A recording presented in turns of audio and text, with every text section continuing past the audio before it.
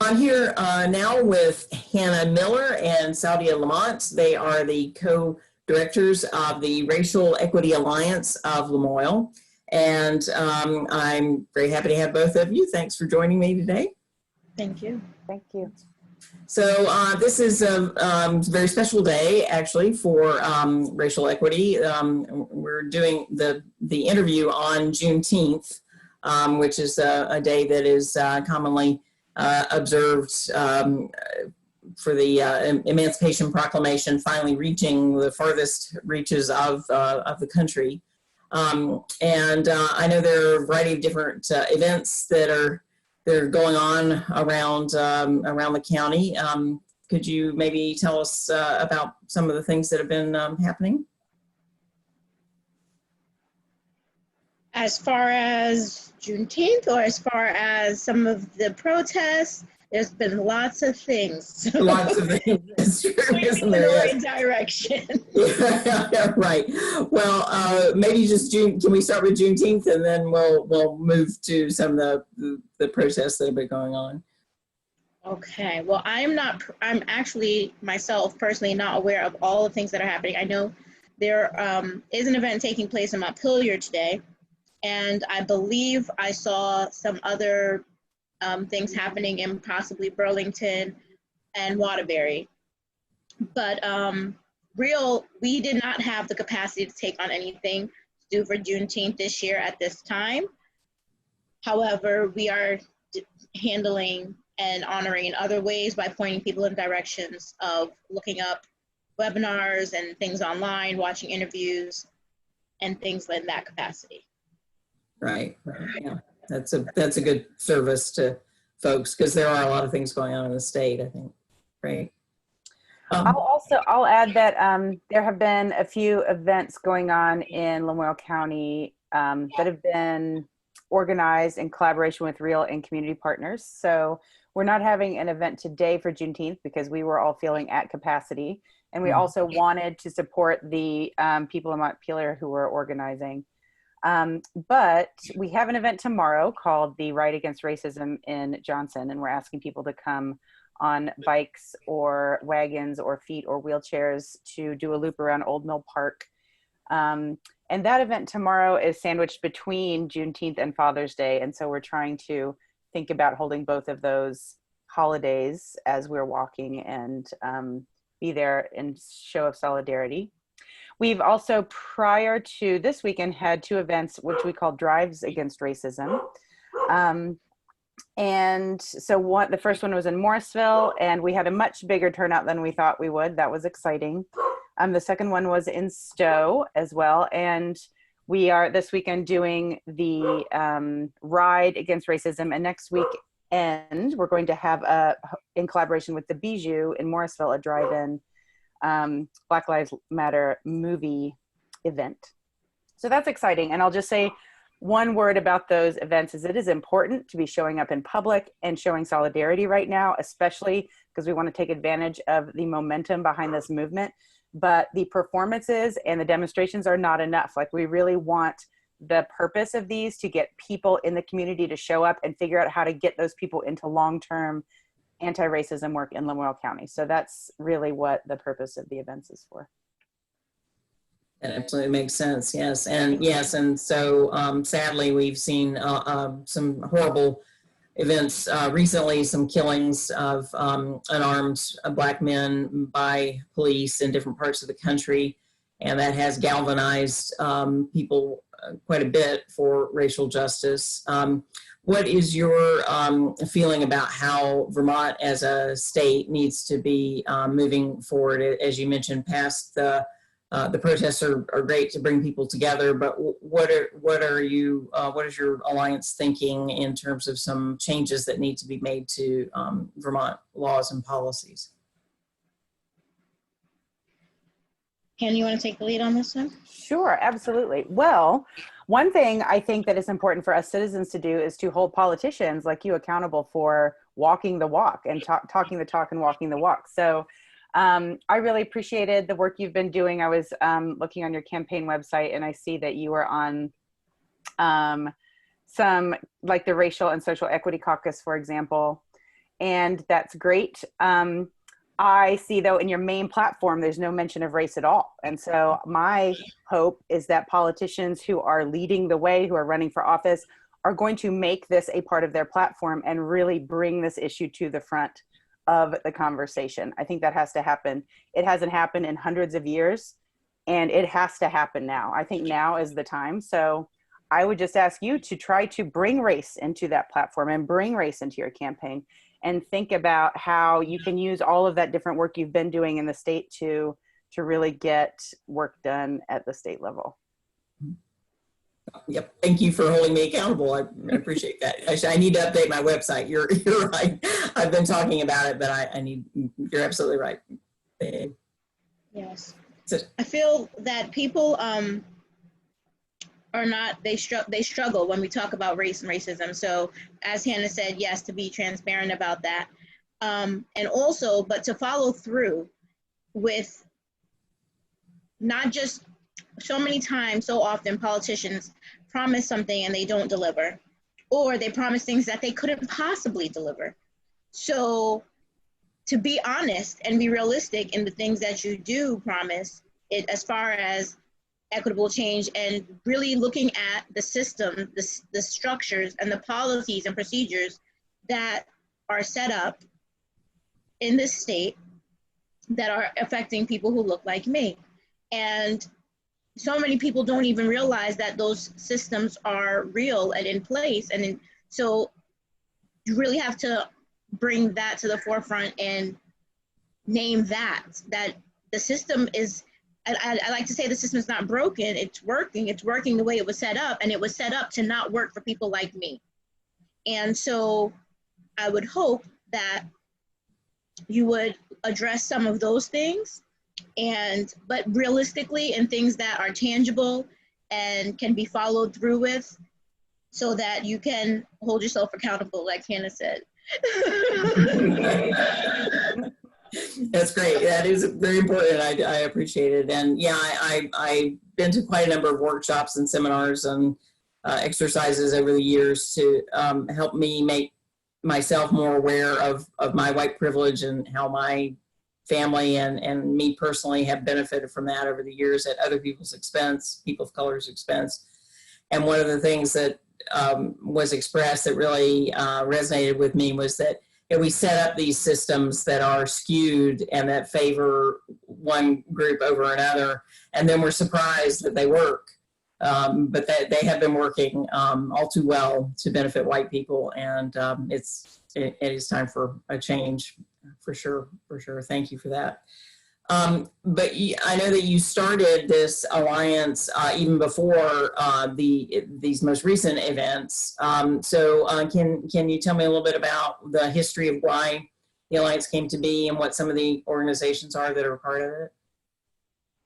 So there were a lot of the Stowe municipality, the Stowe Area Association, a lot of the Stowe organizations. So the reason why this alliance was formed where 2 years ago, there were anti-Semitic acts taking place. There was a swastika painted on the fields at People's Academy. There were posters and flyers put in students' lockers at Stowe High School, and all kind. There was quite a few events that were taking place with anti-Semitism and racist acts that were publicly made known publicly. There's been several acts prior to that. However, those were the ones that were made public and publicly known. And some parents and some business owners, there was another incident that happened at a local business in Stowe where there were some racial slurs being thrown around to patrons. So all the Stowe Area Association, some business owners, some parents, some students, they came together, and some of the local churches, and JCOGs. So I think I named most of the organizations who came together, but there may have been more that I missed. Came together and formed the Morrisville Stowe Coalition.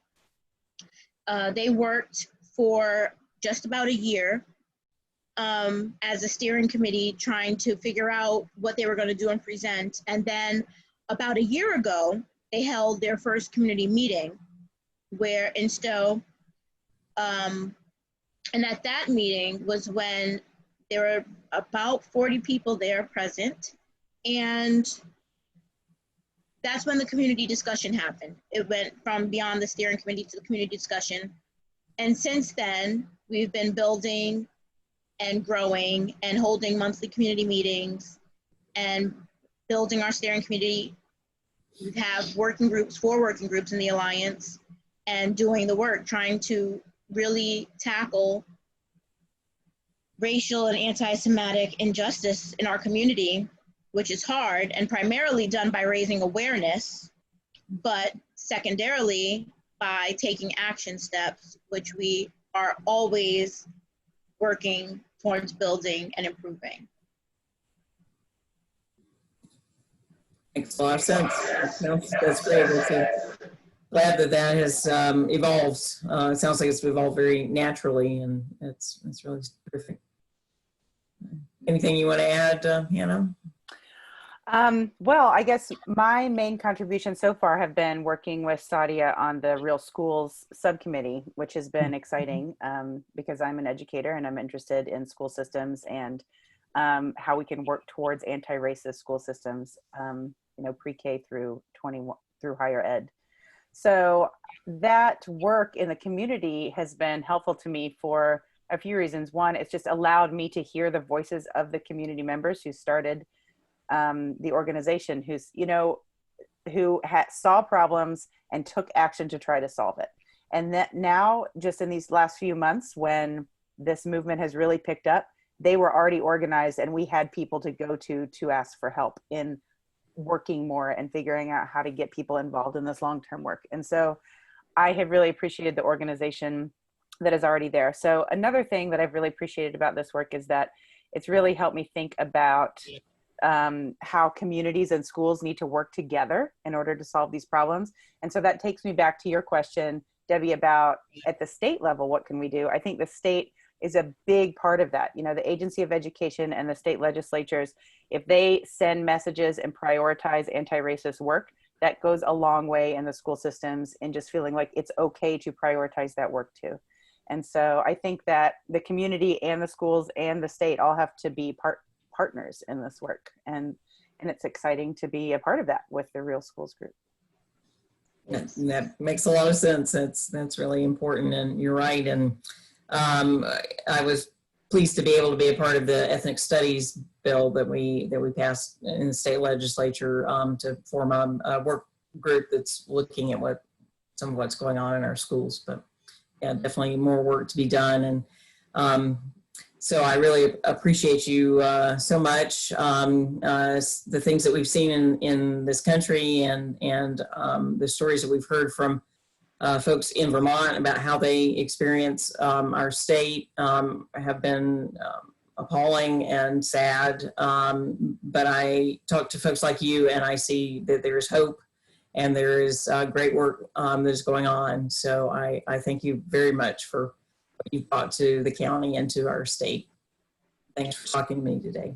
Thank you. I just wanted to leave you with a couple of things. I didn't share Real's, I'd like to share our vision statement for Real. Of course. And also just to add that in this work and everything that has taken place, and as far as Real Schools is concerned and working with the schools, and as Hannah just said, the work that you could do with, through the Agency of Education is really, really instrumental, because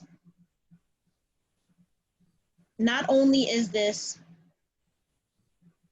historical learned behavior, but it's lived and it's generational.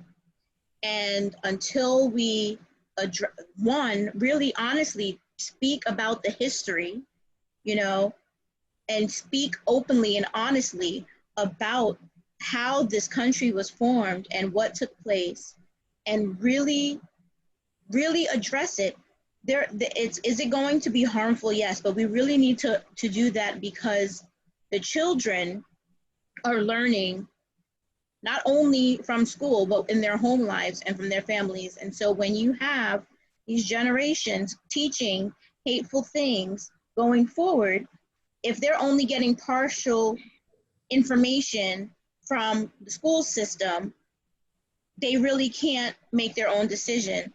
And it's my opinion that, not Real's opinion, Saudia's opinion, that, you know, that really the key to ending this generational curse and these generational curses and cycles are through the youth and through the children.